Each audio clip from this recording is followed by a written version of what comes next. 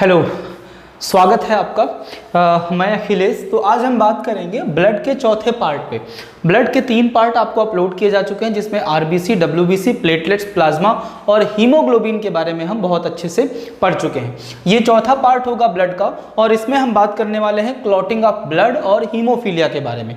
Clotting of blood यानी रक्त का जो थक्का जमता है, कैसे जमता है और कौन कौन से कारक जो हैं जो रक्त का थक्का जमाने में सहायता करते हैं, उनके ऊपर हम बात करने वाले हैं। और जब हम ये क्लॉटिंग ऑफ ब्लड यानी रक्त का थक्का जमना पढ़ रहे होंगे तो एक टर्म्स यूज होगा जिसको हम हीमोफीलिया कहते हैं। अब ये हीमोफीलिया शब्द यूज हुआ है, इसलिए हम हीमोफीलिया के बारे में भी इसी वीडियो में क्या कर लेंगे और बात कर लेंगे। ठीक है, ज़्यादातर बातें जो है वो किस पर होंगी, हीमोफीलिया पर ही होंगी, क्योंकि रक्त का थक्का जो है वो बहुत छोटा सा पोर्शन है जो बिल्कुल कवर हो जाएगा इसी वीडियो में ही। तो वीडियो को स्टार्ट करने से पहले एक मैं आपको बात बताता हूं कि अगर आप ब्लड के बारे में वाकई बहुत अच्छे से जानना चाहते हैं, या रक्त का थक्का या हीमोफीलिया के बारे में आप पूरी तरीके से बेहतरीन नॉलेज लेना चाहते हैं, तो इस वीडियो को पूरा देखिए। मैं गारंटी लेता हूं कि आप कमेंट करके ज़रूर बताएंगे कि हाँ, ये वीडियो कुछ अलग लगा, कुछ इसमें नई बातें और बहुत अच्छे तरीके से समझाई गई हैं। तो प्लीज़ वीडियो को पूरा वॉच कीजिए और फिर लास्ट में कमेंट करके ज़रूर बताएं कि वीडियो कैसा लगा। अच्छा लगा तो भी कमेंट करें, बुरा लगा तब भी कमेंट करें, और साथ ही साथ नए हैं तो चैनल से जुड़ते रहें और चैनल को सब्सक्राइब करते रहें। चलिए स्टार्ट करते हैं वीडियो को। तो सबसे पहले मैं आपको बता दूं कि जो सामान्य व्यक्ति होते हैं, सामान्य लोगों में क्या होता है कि अगर उनको चोट लगती है तो 3 से 6 मिनट में रक्त का थक्का क्या हो जाता है, बन जाता है। सामान्य व्यक्तियों में रक्त का थक्का 3 से 6 मिनट के अंतराल में क्या हो जाता है, बन जाता है। हमको चोट लगी, गिर गए, यहाँ से ब्लड निकल रहा था, थोड़ी देर हमने ऐसे ऐसे किया और उसके बाद क्या हो जाएगा, ब्लड का निकलना बंद हो जाएगा, मतलब रक्त का थक्का बन गया। लेकिन जो हीमोफीलिया से पीड़ित होते हैं, हीमोफीलिया जो रोग है, जो आपका रक्त से संबंधित रोग है, इससे अगर कोई पीड़ित व्यक्ति है तो उसमें जल्दी रक्त का थक्का नहीं बनता है, और जल्दी रक्त का थक्का नहीं बनने से कई सारी समस्याएं उत्पन्न हो सकती हैं। बहुत ज़्यादा ब्लीडिंग हो जाएगी, जिसके कारण व्यक्ति की जान भी जा सकती है और कई प्रकार की समस्याएं शरीर में हो सकती हैं। ठीक है, तो हीमोफीलिया से जो पीड़ित लोग होते हैं उनको कई बातों का ध्यान रखना पड़ता है। उनको अपना उठने बैठने का जो तरीका है उस पर सावधानी बरतनी पड़ती है। साथ ही साथ अगर स्पोर्ट में जाना चाहते हैं तो उनको अपनी बीमारी को देखते हुए स्पोर्ट चुनना पड़ता है। मतलब ऐसा स्पोर्ट ना चुने जिसमें हीमोफीलिया रोग क्योंकि आपको है और जिसमें आपको चोट वोट ज़्यादा लगे, ऐसा स्पोर्ट आप ना चुनें। साथ ही साथ आपको अपने खाने पीने का भी ध्यान रखना पड़ता है। आपको अपने रूटीन में ऐसी चीज़ों को शामिल करना पड़ता है जिससे आप जो है वो हीमोफीलिया जो रोग है वो ज़्यादा हावी आप पर ना हो। ठीक है, तो हीमोफीलिया से पीड़ित व्यक्तियों में रक्त का थक्का जल्दी नहीं बनता है। अब रक्त का थक्का बनता कैसे है उस पर अभी हम बात करेंगे, लेकिन सबसे पहले हम किस पर बात करेंगे, सबसे पहले हम बात करने वाले हैं किस पर, हीमोफीलिया पर बात करने वाले हैं। ठीक है, तो हीमोफीलिया के बारे में पहले सारी चीज़ें हम जान लेते हैं और फिर क्लॉटिंग ऑफ ब्लड यानी रक्त का थक्का कैसे जमता है गुरु, उस पर भी बात हो जाएगी। चलिए हीमोफीलिया अच्छे से पढ़ते हैं, और मैं गारंटी लेता हूँ कि हीमोफीलिया जब मैं आपको पढ़ाऊँगा तो फिर आपका प्रश्न आगे गलत नहीं होगा। तो हीमोफीलिया देख लीजिएगा, हीमोफीलिया। अब हीमोफीलिया की बात की जाए दोस्त, तो कुछ पॉइंट आपको याद रखने हैं। पहला पॉइंट मैं आपको बताऊंगा इसमें जो काफ़ी इंपॉर्टेंट होने वाला है। 2 पॉइंट तो आपको ये याद रखने हैं कि एक होता है वर्ल्ड हीमोफीलिया डे। कौन सा, वर्ल्ड हीमोफीलिया डे। ठीक है, वर्ल्ड हीमोफीलिया डे की बात करें तो हर साल ये होता है 17 अप्रैल को। हीमोफीलिया जो रोग होता है उसके प्रति जागरूकता बढ़ाने के लिए हर साल वर्ल्ड हीमोफीलिया डे मनाया जाता है। कब, 17 अप्रैल को मनाया जाता है, याद रखिएगा। एक प्रश्न आपसे है, 2020 वाला जो हीमोफीलिया डे है उसकी थीम क्या थी, कमेंट करके बताइएगा। आगे बात करें तो ये जो रोग आप देख रहे हैं इसकी खोज का श्रेय आप किसे देंगे, खोज का श्रेय किसे जाता है इस रोग की, तो याद रखिए एक भाई साहब हैं जिनका नाम है जॉन ओटे। क्या नाम है इनका, जॉन ओटे। जॉन ओटे भाई साहब ने सबसे पहले हीमोफीलिया रोग के बारे में हमको बताया था। ये कुछ बेसिक बातें हैं। अब मैं कुछ पॉइंट और इसमें जो इम्पॉर्टेंट पॉइंट है वो आपको बताने वाला हूँ, ध्यान देते रहिएगा। ठीक है, अब एक पॉइंट आप समझिए, पहला पॉइंट आप देखिए, इसमें ध्यान दीजिए। पहले पॉइंट की अगर हम बात करें तो ये एक आनुवंशिक विकार है, ये एक आनुवंशिक विकार है, आनुवंशिक विकार है, यानी विकार का मतलब क्या होता है, रोग है। तो आपसे कभी भी पूछा जाता है हीमोफीलिया कैसा रोग है, तो एक आनुवंशिक या जेनेटिक रोग है, मतलब आपके माता पिता या आपके दादा परदादा से आप में आया है ये। ठीक है, इतनी बात समझ गए आप। दूसरा पॉइंट समझिए, आनुवंशिक रोग तो ये है, और साथ ही साथ मैं आपको बता दूं कि ये एक लिंग संलग्न रोग है। कौन सा? लिंग संलग्न रोग, लिंग संलग्न रोग। ठीक है, अब यहां पर एक पॉइंट आया है लिंग संलग्न। लिंग संलग्न रोग कौन होते हैं? समझ लीजिए कि जब पति और पत्नी सेक्स करते हैं और उनके अंदर कोई रोग होता है, तो वो रोग अगर बच्चे में आया है तो किस माध्यम से आया है? दोनों ने सेक्स किया, उसके बाद बच्चा बना, और उस बच्चे में वो रोग जो है वो माता या पिता से बच्चे में रोग क्या हो गया? आपका ट्रांसफर हो गया। तो ऐसे रोगों को क्या बोला जाता है? लिंग संलग्न रोग बोला जाता है। क्लियर है? तो हीमोफीलिया भी क्या है? आपका एक लिंग संलग्न रोग है। माता पिता में से किसी को था, आपको आ गया। ठीक है, बात करेंगे किसको था। आगे बात करें लिंग संलग्न के साथ साथ आप याद रखिएगा, इसकी जो हीमोफीलिया की जो चेन होती है, हीमोफीलिया की चेन, ठीक है, एक्स गुणसूत्र जो होता है, एक्स गुणसूत्र पर स्थित होती है। कहां पर? एक्स गुणसूत्र पर पाई जाती है। याद रखो, हीमोफीलिया की जो चेन होती है वो एक्स गुणसूत्र पर पाई जाती है। ये पॉइंट क्या है, इसको मैं अभी आगे क्लियर करूंगा, आपको समझाऊंगा। ठीक है, आगे अगर बात करें तो एक पॉइंट और देखिएगा। ठीक है, इससे प्रभावित कौन होता है ज्यादा? प्रभावित का मतलब आपको समझ में आ रहा होगा, यानी ये रोग ज्यादा मुख्यतः किसमें होता है? तो याद रखिएगा, मुख्यतः कौन होता है? पुरुष, यानी जो नर होता है वो इससे प्रभावित होता है। मुख्यतः नर, या हम कहें पुरुष, या हम कहें पति। पति मतलब बेचारा, जैसे मैं। ठीक है, चलिए आगे बात करें तो वाहक कौन है? कौन इसको इधर से उधर पहुंचा रहा है? तो मुख्यतः क्या? ज्यादातर आपकी मादा मतलब स्त्री या स्त्रियां मतलब कठोर, या हम कहें पत्नी मतलब जो है, मैं नहीं बोल सकता इसके बारे में। ठीक है, मेरी पत्नी भी ये वीडियो देखती है। चलिए आगे, ये कुछ बेसिक पॉइंट आप समझ गए हैं। अब एक पॉइंट आपके सामने ये आता है कि ये जो आप रोग देख रहे हैं हीमोफीलिया, ये होता क्यों है, किस कारण होता है? देखिए, हीमोफीलिया अगर किसी के अंदर है तो उसके अंदर रक्त का थक्का जमाने वाले कुछ जो कारक होते हैं, उनमें से कुछ कारक जो है वो क्या होते हैं? अनुपस्थित होते हैं। ठीक है, याद रखिएगा, क्लॉटिंग फैक्टर्स, प्रोटीन की अनुपस्थिति के कारण ये रोग होता है। याद रखो कि क्लॉटिंग फैक्टर्स, प्रोटीन जो होते हैं, उनकी अनुपस्थिति के कारण ये रोग होता है। मैं आपको बता दूं, हमारी बॉडी में लगभग 13 कारक ऐसे होते हैं जो रक्त का थक्का जमाने में क्या करते हैं? सहायता करते हैं। और इनमें से कोई भी कारक, 1 या 2 कारक आपके शरीर में अनुपस्थित हैं, तो फिर आपको क्या है? हीमोफीलिया है। ठीक है, तो ये जो क्लॉटिंग फैक्टर्स प्रोटीन है, इनकी अनुपस्थिति के कारण ही क्या हो जाता है?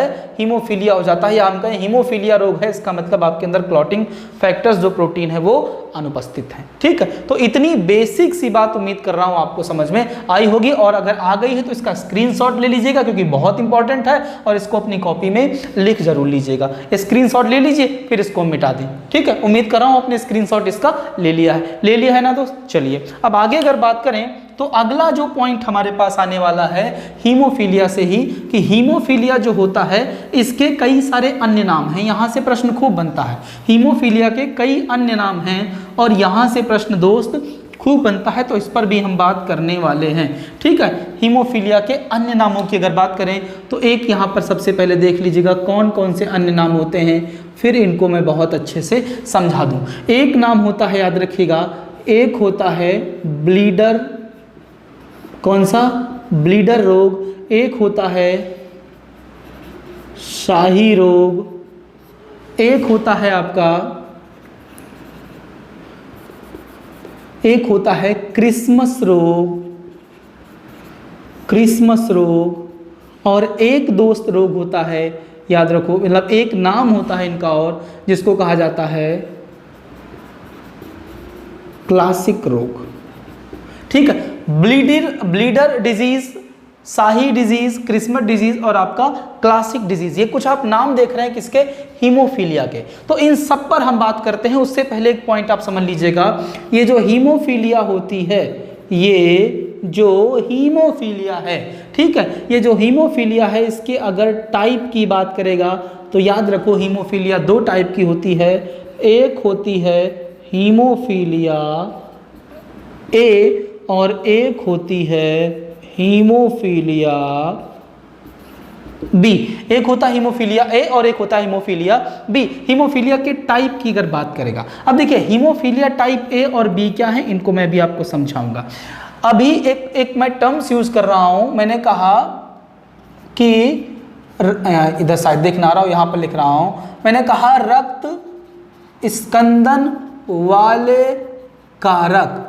क्या, रक्त स्कंदन वाले कारक हमारे बॉडी में लगभग कितने होते हैं, लगभग 13 रक्त स्कंदन कारक पाए जाते हैं, जो रक्त का थक्का जमाने में क्या कर रहे हैं, सहायता कर रहे हैं। ये कारक, जैसे कारक 1 से लेकर कारक जो है वो 13 तक, ये जो है वो क्या है, रक्त स्कंदन वाले कारक होते हैं। जिस भी व्यक्ति में कारक 8 अनुपस्थित होगा, जिस भी व्यक्ति में कारक 8 अनुपस्थित होगा, वो व्यक्ति हीमोफीलिया ए से पीड़ित है। किससे पीड़ित है, हीमोफीलिया ए से पीड़ित है, जिसमें कारक नंबर 8 यानी 8वां कारक अनुपस्थित है, वो हीमोफीलिया ए से पीड़ित है। और हीमोफीलिया ए को ही हम लोग क्या बोलते हैं, याद रखिएगा, क्लासिक हीमोफीलिया बोलते हैं। इसी को हम लोग क्या बोलते हैं, इसी को क्लासिक हीमोफीलिया कहा जाता है। क्लासिक हीमोफीलिया क्या बोलते हैं दोस्त, क्लासिक हीमोफीलिया किसको बोला जाता है, जो हीमोफीलिया ए होता है उसी को ही। इसमें होता क्या है, कारक नंबर 8 जो है वो अनुपस्थित होता है। समझ में आ रहा है ना। चलिए अब हीमोफीलिया बी की बात करें तो याद रखो, इसमें कारक नंबर जो 9 होता है वो क्या रहता है, अनुपस्थित होता है। जिस भी हीमोफीलिया के मरीज में कारक नंबर 9 अनुपस्थित है, इसका मतलब वो हीमोफीलिया बी से ग्रसित है। याद रखिएगा, कौन से हीमोफीलिया, हीमोफीलिया बी से ग्रसित है, याद रखिएगा। और ये जो हीमोफीलिया बी है, याद रखो, इसी को क्या बोलते हैं, क्रिसमस रोग भी कहते हैं, क्रिसमस रोग भी कहते हैं। क्यों, क्योंकि एक स्टीफन क्रिसमस नाम के व्यक्ति थे, उन्हीं के अंदर सबसे पहले ये हीमोफीलिया बी देखा गया था। हीमोफीलिया का जो टाइप बी है वो आपका देखा गया था। ठीक है, तो उम्मीद कर रहा हूं कि दो जो नाम हैं ये आपको समझ में आए होंगे, कि क्रिसमस रोग और क्लासिकल रोग क्या है वो आपको समझ में आ गया होंगे। चाहे तो आप इसका स्क्रीनशॉट ले लें। अब ब्लीडर रोग की बात करें तो ब्लीडर रोग क्यों इसको बोलते हैं, क्योंकि ये इस रोग में क्या होता है, ब्लीडिंग जो है वो जल्दी होती रहती है, जल्दी नहीं रुकती है। क्यों, क्योंकि हमारे अंदर जो है वो रक्त स्कंदन वाले कारक मौजूद नहीं होते हैं। शाही रोग क्यों बोलते हैं, क्योंकि सबसे पहले ब्रिटेन की जो महारानी थी एलिजाबेथ, उनके अंदर इस रोग को देखा गया था, उनमें इस रोग को देखा गया था। उन्हीं से ये रोग उनके बेटे में ट्रांसफर हुआ, क्योंकि महिलाएं इसकी वाहक होती हैं, बेटे में ट्रांसफर हुआ। और फिर इस तरीके से एक शाही परिवार से ये यूरोप के कई सारे शाही परिवारों में ट्रांसफर हो गया, जैसे ब्रिटेन का शाही परिवार, जर्मनी का शाही परिवार, स्पेन का शाही परिवार और तमाम सारे शाही परिवारों में ट्रांसफर हो गया। उसके पीछे की वजह थी क्योंकि शाही परिवार में शादियां जो हैं वो शाही परिवारों में ही होती हैं। शाही परिवार की लड़की की शादी मेरे साथ थोड़ी हो जाएगी, क्या ब्रिटेन की महारानी की बहू की जो लड़की है क्या उसकी शादी मेरे साथ हो जाएगी? नहीं, अगर हो गई होती तो हम भी ब्रिटेन में, लंदन में कहीं घूम रहे होते और ये वाला काम सब नहीं कर रहे होते शायद। ठीक है, लेकिन मैं खुश हूँ इसमें। चलिए बात करें आगे। तो ब्लीडर रोग, शाही रोग, क्रिसमस रोग कहो चाहे क्लासिकल रोग कहो, सब क्या है, हीमोफीलिया है। थोड़ा बहुत जो इनमें अंतर है वो मैंने आपको समझा दिया है। अब कुछ मेन बात मैं आपको बताने वाला हूं, वो देख लीजिए। चलिए, उम्मीद कर रहा हूं इसका स्क्रीनशॉट आपने ले लिया होगा, नहीं लिया है तो ले लीजिए।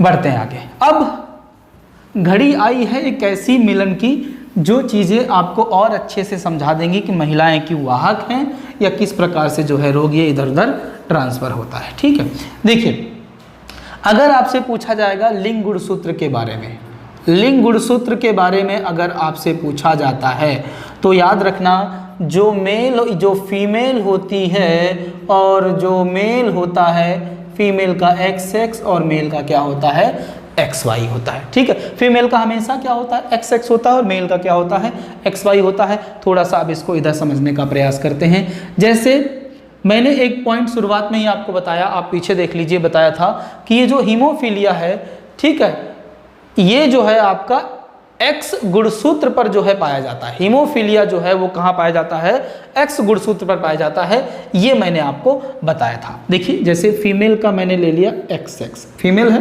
क्योंकि XX लिया है तो फीमेल है, नर मादा है। ठीक है, और ना X पर हीमोफीलिया है ना दूसरे X पर है, तो ये याद रखो ये सामान्य मादा है। सामान्य मादा मतलब स्त्री है। ठीक है, सामान्य मादा मतलब स्त्री है। ठीक है, याद रखो। फिर से एक और दूसरी महिला ले ली, उसके एक X पर हीमोफीलिया मौजूद था। ये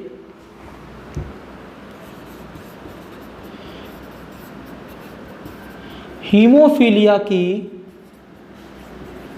वाहक मादा है, वाहक मादा है लेकिन स्वयं सामान्य है। अगर किसी महिला के केवल एक ही X गुणसूत्र पर जो है वो हीमोफीलिया मौजूद है तो वो महिला क्या कर रही है, हीमोफीलिया का वाहक का काम कर रही है, वो स्वयं हीमोफीलिया से ग्रसित नहीं है और सामान्यतः यही वाली महिलाएं आपकी ज़्यादा पाई जाती हैं। एक और ले ली हमने महिला, इसके इस पर भी हीमोफीलिया था और दूसरे पर भी हीमोफीलिया था, तो याद रखो ये हीमोफिलिक मादा है। हीमोफिलिक मादा है, इसका मतलब ये वाहक भी है और खुद जो है हीमोफीलिया से ग्रसित है। ठीक है, अब XY ले लेते हैं। XY किसी पर नहीं है तो याद रखो ये सामान्य नर है। सामान्य नर मतलब पुरुष, पुरुष मतलब बेचारा, जैसे मैं। ठीक है, चलिए अब बात करें, क्योंकि पुरुष हैं तो आप पति होंगे, मैं तो हो चुका हूं, और अगर आप पति हैं तो सिर्फ आप बेचारे हैं। क्या हैं आप? बेचारे हैं। ठीक है, चलिए अब XY की अगर हम बात करें तो XY किसी पर भी किस पर होगा, X पर ही होगा, लेकिन X पर मौजूद नहीं है तो सामान्य पुरुष है। अब फिर से XY ले लिया और इस पर मौजूद है तो ये क्या है, ये हीमोफिलिक नर है, यानी वाहक तो ये होता नहीं है, तो जाहिर सी बात क्या है, ये केवल जो है पीड़ित है, आपका परेशान है। क्लियर है, क्या है, पीड़ित है, केवल परेशान है। तो ये कुछ इस प्रकार से जो है वो इसका संरचना या इसका जो है वो ट्रांसफर होता है वो दिखाया जाता है। ठीक है, तो उम्मीद कर रहा हूँ ये चीज़ें आपको समझ में आई होंगी। अब हम बात कर लेते हैं किसके बारे में, क्लॉटिंग ऑफ ब्लड के बारे में। तो उसके लिए एक चित्र भी मैंने यहाँ पर बनाया है, आप इसका चाहें तो स्क्रीनशॉट ले लें। उम्मीद कर रहा हूँ ले लिया होगा। ठीक है, चलिए तो अब हम बात करने वाले हैं रक्त का थक्का कैसे जमता है दोस्त, उस पर। अब देखिए चित्र मैंने आपको दिखाया है यहाँ पर, एक ये ब्लड वेसल्स हमने ले लिए ये साइड में, ये क्या है, एक रक्त वाहिनी है। रक्त वाहिनी क्या होती है, जिसमें ब्लड आपका इधर से उधर दौड़ रहा होता है। अब इसके अंदर ये ब्लड दौड़ रहा है। अब मान लेते हैं कि ये जो आप देख रहे हैं ये क्या हैं, आरबीसी हैं, ये प्लेटलेट्स हैं, और ये जो ये वाली हैं ये क्या हैं, WBC हैं। ठीक है, और वाइट वाला प्लाज्मा है। अब देखिए क्या हुआ, ये जो वाइट रक्त वाहिनी है, ब्लड वेसल है, इसमें चोट लग गई तो यहाँ पर आप देखिए डैमेज हो गई। अब जैसे डैमेज हुई है तो क्या होगा, अंदर से बहुत ज़्यादा मात्रा में आरबीसी और जो आपकी WBC हैं, जो प्लेटलेट्स हैं, वो बाहर निकलने लगेंगी। जब ये बाहर निकलने लगेंगी तो आपका ये जो ब्लड वेसल्स है, जो अंदर प्लेटलेट्स होती हैं, उनको एक संकेत भेजती है कि यहाँ पर कुछ करो, नहीं तो सब कुछ बाहर मटेरियल निकल जाएगा।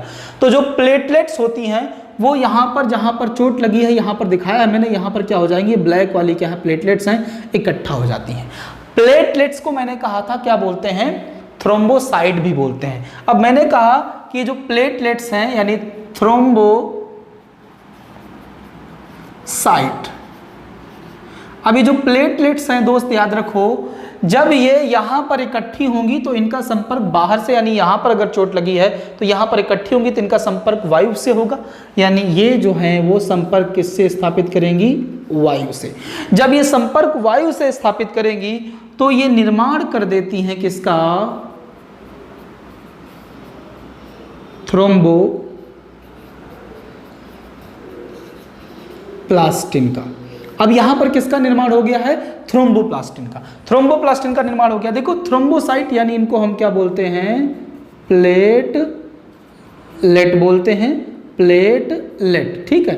अब ये प्लेटलेट या थ्रोम्बोसाइट जब यहां पर इकट्ठा हुई तो फिर क्या होगा, वायु से संपर्क करके किसका निर्माण करेंगी, थ्रोम्बोप्लास्टिन का निर्माण करेंगी। अब देखिए अभी जो थ्रोम्बोप्लास्टिन है, थ्रोम्बोप्लास्टिन क्या करेगा कि आपके रक्त में जो कैल्शियम की मात्रा होती है यानी Ca को मिलाएगा अपने में, और उसके बाद ये एक प्रोटीन होता है जो कि सोया हुआ है, प्रोथ्रोम्बिन। कौन सा, प्रोथ्रोम्बिन। अब ये इसके साथ दोनों मिलकर, ये दोनों थ्रोम्बोप्लास्टिन Ca के साथ मिलेगा, फिर ये दोनों जो है प्रोथ्रोम्बिन के साथ मिलकर इसको क्या कर देंगे, एक्टिवेट कर देंगे। और जब ये एक्टिवेट हो जाता है तो इसको बोला जाता है थ्रोम्बिन। क्या बोलते हैं, थ्रोम्बिन। तो ये थ्रोम्बिन हो गया। ये किस फॉर्म में है, ये आपका डीएक्टिवेट था, और ये आपका किस फॉर्म में आ गया है, एक्टिवेट फॉर्म में आ गया है। ये किस फॉर्म में आ गया है, एक्टिवेट फॉर्म में आ गया है। अब ये जो थ्रोम्बिन है ये क्या करेगा, ये थ्रोम्बिन क्या करेगा दोस्त, ये जो फाइब्रेनोजिन होता है, नोजिन होता है, फाइब्रेनोजिन जो होता है, इसके साथ मिलकर एक रेशेदार प्रोटीन का निर्माण करेगा जिसको कहा जाता है फाइब्रिन। ये क्या है याद रखो, रेशेदार प्रोटीन है, रेशेदार प्रोटीन, या हम कहें धागे नुमा। कैसी है, धागे नुमा संरचना होती है। अब यही फाइब्रिन क्या कर रही है, याद रखो, यहाँ पर ये एक इस प्रकार का याद रखो, इस प्रकार का एक जाल बना लेती है। अब देखिए ये यहाँ पर मैंने दिखाया भी है, रेड से मैंने दिखाया है, यहाँ पर ध्यान दीजिएगा, रेड अगर आपको नहीं समझ में आ रहा है तो याद रखो, ये एक धागे नुमा संरचना है जिसको फाइब्रिन हम लोग कह रहे हैं। यहीं पर आपके इसने क्या कर लिया है, एक घेरा बना दिया है, और जब ये घेरा बन जाएगा तो इधर से जो ये आपकी WBC प्लेटलेट जो बाहर निकलने का प्रयास कर रही वो इसी में क्या हो जाएंगी, फंस जाएंगी, और फंस जाएंगी तो फिर क्या होगा, यहीं पर जम जाएंगी, और जम जाएंगी तो अब जो है रक्त का थक्का बन गया है, मतलब ये पपड़ी जैसी एक आकृति यहाँ पर बन गई है। और कुछ समय बाद 2, 4, 6, 10 दिन बाद इस पपड़ी को आप उखाड़ कर फेंक भी देते हैं। तो ये पपड़ी जो बनी है इसके पीछे की कहानी है थ्रोम्बोसाइट यानी प्लेटलेट्स का वायु के साथ, वायु के संपर्क में आकर थ्रोम्बोप्लास्टिन का निर्माण करना। थ्रोम्बोप्लास्टिन कैल्शियम के साथ मिलकर प्रोथ्रोम्बिन को क्या करता है, वो थ्रोम्बिन में एक्टिवेट करता है, और थ्रोम्बिन जो है फाइब्रेनोजिन प्रोटीन के साथ मिलकर फाइब्रिन नामक प्रोटीन को जो है वो सक्रिय करता है या बनाता है। और ये फाइब्रिन जो प्रोटीन है वो रेशेदार या धागे नुमा संरचना होती है जो यहाँ पर एक जाल बना देती है, जिसमें अंदर से आ रही, बाहर की ओर आ रही जो RBC WBC प्लेटलेट्स हैं फंस जाती हैं, और फिर यहीं पर क्या होता है, थक्का बन जाता है। इसी को बोला जाता है रक्त का थक्का। और ये रक्त का थक्का 3 से 6 मिनट में बनता है, हीमोफीलिया के रोगों में आसानी से बनता नहीं है। तो उम्मीद कर रहा हूँ रक्त का थक्का कैसे बनता है ये आपको समझ में आया होगा। हीमोफीलिया के बारे में भी आपको चीज़ें समझ में आई होंगी। वीडियो अच्छा लगे तो लाइक और शेयर ज़रूर करें, और चैनल को ज़रूर सब्सक्राइब करें। Thank you very much.